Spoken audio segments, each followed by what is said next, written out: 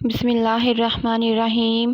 شروع کرتی ہوں اللہ کے بابرکت نام سے جو بہت ہی مہربان اور نہایت رحم کرنے والا ہے۔ وہ یکتا ہے اور نیک لوگوں کا ولی ہے۔ میں گواہی دیتی ہوں کہ اللہ کے سوا کوئی عبادت کے لائق نہیں، وہ اکیلا ہے، اس کا کوئی شریک نہیں۔ اور میں یہ بھی گواہی دیتی ہوں کہ حضرت محمد رسول اللہ صلی اللہ علیہ وآلہ وسلم اللہ کے بندے، اس کے رسول اور آخری نبی ہیں۔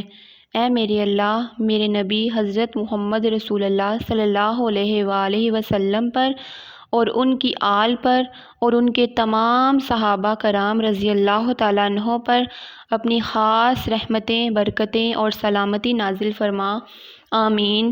السلام علیکم ورحمۃ اللہ وبرکاتہ۔ آج میں ایک بہت ہی پاورفل اور بہت ہی اچھا وظیفہ آپ کے لیے لے کے آئی ہوں۔ میری یہی کوشش ہوتی ہے کہ میں جو بھی وظیفہ آپ کو بتاؤں وہ بہت ہی چھوٹا سا ہو اور بہت ہی اس کا زیادہ اثر ہو، بہت ہی پاورفل ہو۔ تو آج کا وظیفہ بھی کچھ اسی طرح کا ہے۔ یہ عمل بہت ہی چھوٹا سا ہے لیکن اس کی طاقت بہت زیادہ ہے۔ اس سے پہلے میں کچھ احادیث پیش کرنا چاہوں گی۔ ویڈیو کی طرف بڑھنے سے پہلے آپ سے گزارش ہے کہ اگر آپ میرے چینل پر نئے ہیں تو سب سے پہلے میرے چینل کو سبسکرائب کر دیں تاکہ میری آنے والی ہر نئی ویڈیو آپ تک بآسانی پہنچ سکے۔ ایک عام آدمی جو اکثر لوگ غلطی کرتے ہیں، جب نماز کے لیے اقامت یعنی تکبیر کہہ دی جائے تو اگر آپ سنت نفل پڑھ رہے ہیں تو فوراً سلام پھیر دیں اور جماعت کے ساتھ فرض نماز کے لیے شامل ہو جائیں۔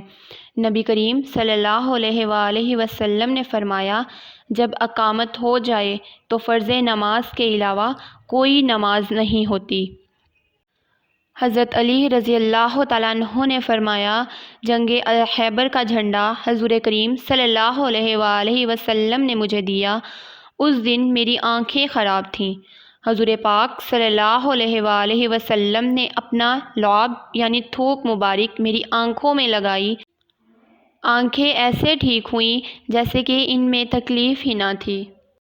حضرت محمد رسول اللہ صلی اللہ علیہ وآلہ وسلم فرماتے ہیں کہ جب بیٹا یا بیٹی، لڑکا یا لڑکی، مرد یا عورت 10 سال کے ہو جائیں تو ان کے بستروں کو الگ کر دو۔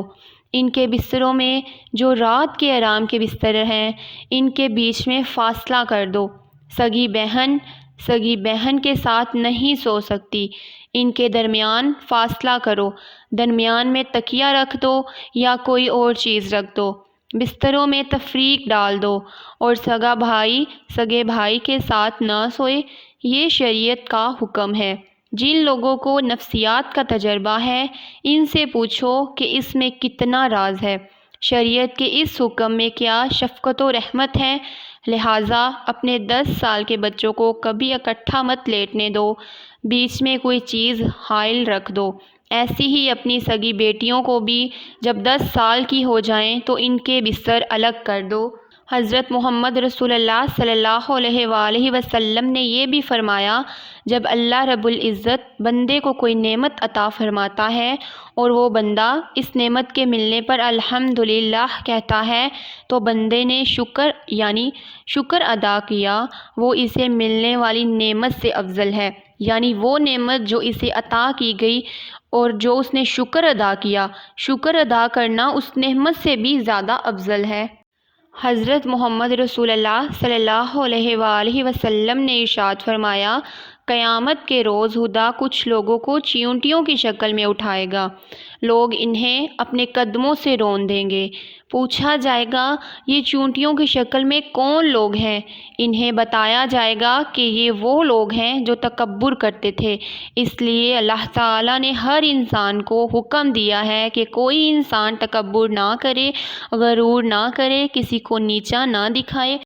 جیسا کہ پہلے لوگوں میں بہت اتفاق ہوا کرتا تھا، مل کر باتیں کرتے، اکٹھے بیٹھتے، بہت محبت ہوا کرتی تھی، لیکن اب لوگوں میں چھوٹی چھوٹی باتوں پر جھگڑا شروع ہو جاتا ہے اور وہ کئی نسلوں تک چلتا ہے۔ تو آج کا جو میرا وظیفہ ہے وہ اسی بارے میں ہے۔ حضرت محمد رسول اللہ صلی اللہ علیہ وآلہ وسلم نے حسن و اتفاق کا حکم دیا، بولا کہ محبت و شفقت سے رہو، کسی کو نیچا مت دکھاؤ، غرور مت کرو، تکبر مت کرو، کسی کی غیبت مت کرو، گلہ مت کرو۔ آج کا جو وظیفہ میں آپ کے لیے لے کے آئی ہوں وہ بہت ہی چھوٹا سا وظیفہ ہے، بہت ہی چھوٹا سا عمل ہے، لیکن اس کی طاقت بہت ہی زیادہ ہے۔ آپ یہ وظیفہ ضرور کر کے آزمائیں۔ آج کل کا زمانہ تو ایسا ہے کہ چھوٹی چھوٹی بات پر اتنا زیادہ جھگڑا ہو جاتا ہے کہ کئی نسلوں تک ختم نہیں ہو پاتا۔ اگر کوئی آپس میں لڑ رہا ہو تو فوراً آپ کو چاہیے کہ یہ چھوٹا سا عمل جو میں بتانے جا رہی ہوں یہ کر لیں، اس سے جھگڑا ختم ہو جائے گا، غصہ ٹھنڈا ہو جائے گا اور لڑائی ختم ہو جائے گی۔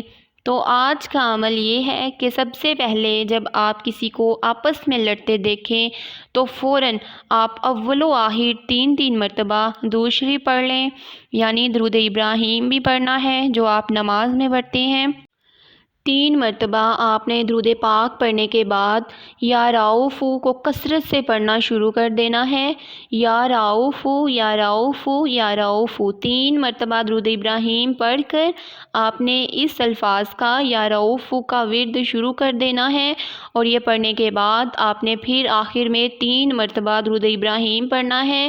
ان کا غصہ ٹھنڈا ہو جائے گا اور لڑائی ختم ہو جائے گی۔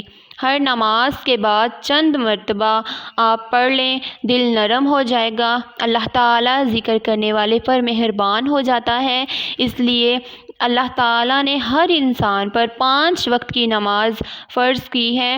جب بھی آپ نماز ادا کریں تو اس کے بعد چند دفعہ آپ یہ پڑھ لیں یا رؤوف یا رؤوف یا رؤوف، آپ کا دل نرم ہو جائے گا۔ تو جب اللہ تعالیٰ آپ کا دل نرم کر دیں گے تو آپ کسی سے لڑائی کریں گے ہی نہیں۔ تو اس لیے آپ سے گزارش ہے کہ جب بھی آپ کسی کو آپس میں لڑتا دیکھیں تو فوراً 3 مرتبہ درود ابراہیمی پڑھ کر یا رؤوف کا ورد شروع کر دیں، اور پھر 3 مرتبہ آخر میں درود ابراہیم پڑھ لیں، تو فوراً وہ لڑائی ختم ہو جائے گی، ان کا غصہ ٹھنڈا ہو جائے گا اور ہمیشہ کے لیے ان میں اتفاق پیدا ہو جائے گا، ان کا دل اللہ کی طرف سے نرم ہو جائے گا۔